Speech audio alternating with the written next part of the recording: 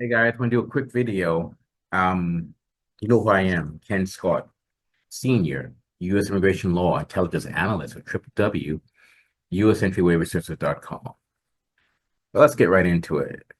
Today's title, Why a U.S. Entry Waiver is Not Fast Food. Take your border case seriously. Couldn't even read our own handwriting for a second there. Guys, the title says it all. For some reason, some of you guys think this waiver uh, stuff is McDonald's. I don't. It's really too bad you're doing a disservice to yourself and maybe even others, especially if you pass on the message, "Oh, it's just McDonald's. I'm entering USA." You guys don't seem to understand something. This is coming from a former law enforcement officer mindset. So, if you're inadmissible to the USA, let's say you got a conviction for bank robbery, or you told the border you had a joint or smoked a joint. Bottom line, bottom line, you are still people are always calling and messaging me. Bottom line, you are still inadmissible. That means you are not allowed to enter the USA without a waiver. So, for example, if you say to hell with the waiver process, I'm not ever filing again, that's fine. It's your choice. You are permanently barred from entering that country, period. You're permanently barred. I don't understand why you guys, I don't understand why you just some guy making a YouTube video.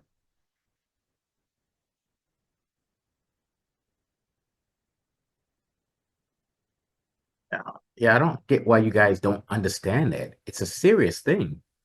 That means that if you don't do this waiver ever, you cannot get into that country for anything. So if your mom is in, let's say, Seattle General Hospital or whatever they call it, the hospital in Seattle, and she's needs a blood transfusion from you, whatever, you can't go. Now they might give you a parole, but that's not a guarantee because I've seen them deny paroles to people. One girl, her mom was in the hospital, literally on her deathbed, and they said, "No, you're not going in." Her mom passed away without seeing the daughter. So parole is not a guarantee, right? Especially under this administration, this Trump administration. You guys need to take this stuff seriously and stop looking at it like it's McDonald's and stop. And some of you guys, especially you Ontarians more so, guys that gotta really stop trying to like price shop this stuff because this stuff is serious business. And out there in Ontario, there's a lot of scam waiver companies, too many. And I don't have to tell you guys out there because you guys are already being scammed. Then when you contact us and we tell you what we charge and you see the major price difference, it's because we're legitimate. We're the real thing. We're not scammers. But it pays the cost to be the boss. And you're the boss in the sense of needing a waiver to enter the USA. You got to pay the cost to be the boss. It's simple as that. If you want the stuff done right, if you want someplace that's legit, you already know my number. You already know how to reach out to us. Stop, you know, get out of this McDonald's mindset. It's just stupid. Think about it. You're asking, they say the greatest, but not my words. You're asking the greatest country on this planet to let you into their nation. Just think about that for a minute. You're asking their words, the greatest country on this planet, to enter because they have told you you cannot enter. If they say no, deny your waiver, you don't go in. You're just stuck. So you actually need to stop looking at this stuff as McDonald's or stop looking at this as a renewal. It's not a renewal. And if I hear renewal again, I'm gonna pull even more hair out.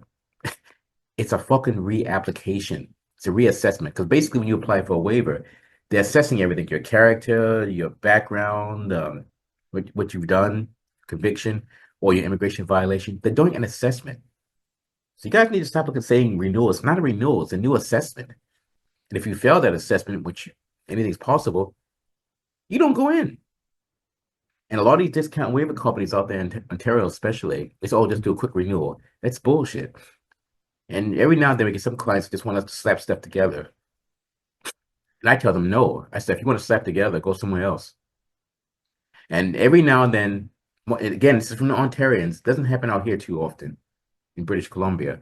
We get the Ontarians who also they try to price shop and they don't understand the quality that we have. They cannot match out there or really anywhere in Canada. Because me being a former federal officer and former law enforcement officer and former U.S. government employee, include the Department of Defense, all that experience counts. And all that experience and knowledge, and me having the resources to contact DHS to talk to, I'll say associates there to get some behind the scenes stuff, behind the scenes questions answered. They don't have any of this.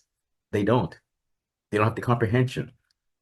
They don't understand this stuff. Even a lot of these lawyers, a lot of bad advice.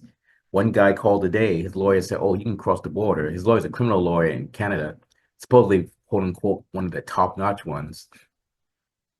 And what the lawyer told him was wrong. The lawyer told him, "Oh, you can give it a try. The guy has stuff pending." Well, what the guy has pending, the thing is, and I explained to the guy this morning, what he has pending is yes, he's not convicted. They're going to use it to go on a fishing trip. They meaning CBP. So let's say if he had a pending conviction for conviction or convictions for armed robbery, let's just say that, and he crosses over or gets to the port of entry. The officer sees that, says, "Hey, Mr. Jones, tell us what happened with the robbery."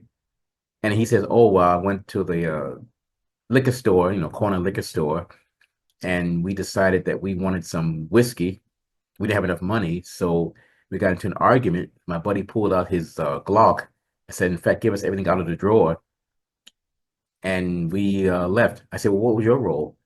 "Well, I was the one looking out, being the lookout man to make sure that no one was coming in." I said, "Okay, so you also, so I'm the officer. I'm going to say, okay, so you also were involved with it because you were the lookout man while he did the robbery." He's like, "Well, yeah, it happened all at once." I said, "But you still did it." He said, "Yeah, I got to support my bro." I said, "Hey, no, I get it. No, no big thing."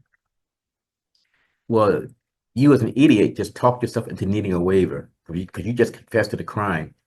And especially if it goes to court and gets thrown out for technicality or whatever, dropped, you just screwed yourself. You need a waiver now for the rest of your life because you told that officer that you were the lookout man on the robbery. You guys don't get, and these waiver companies and all these lawyers don't even get the way the immigration code is written. It goes by whatever relevant convictions you have and what you voluntarily admit to. Now, these officers are trained to try to get you to talk. I know their training. I know how to get around their training. They won't like hearing that if they're watching this video.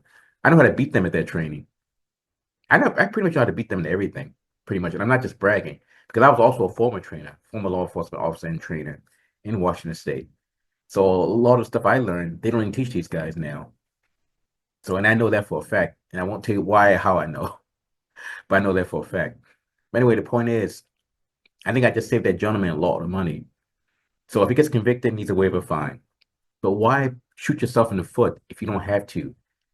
Have some patience, stay put, wait until your court stuff is done. Hopefully it's dismissed. Hopefully it's withdrawn. Then come to us, Ken Scott, usentry-waiverservices.com, and then we can show you how to protect yourself so CBP won't be able to trap you because the same methods they use to, I'll just say, question people, we know what those methods are. We've actually got those manuals. And I've shown it to a few people over here, a few high value VIP type people, and they were like, wow. They looked at me like, man, you know what this is worth? I said, I know. So those high value people here are good to go. They don't have to worry about falling into this trap. But the average Joe won't know this stuff. They won't know how to get around this. And I say get around this, I mean, it's just to protect yourself. So they have a job to do at the border, but I have a job to do to make sure you guys are cleared. So it's kind of like, butting heads. And some of the officers, may not fancy me, some like me, but it's what it is. So anyway, guys, use some common sense and stop looking at this thing as if it's McDonald's. What time is it? Okay.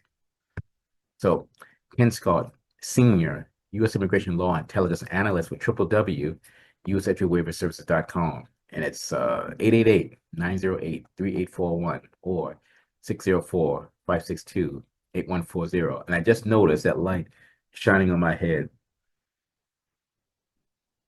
And that's just why, oh man, look at that. They're right. My Estonian friends were right. I do have a shiny head in the videos. Um,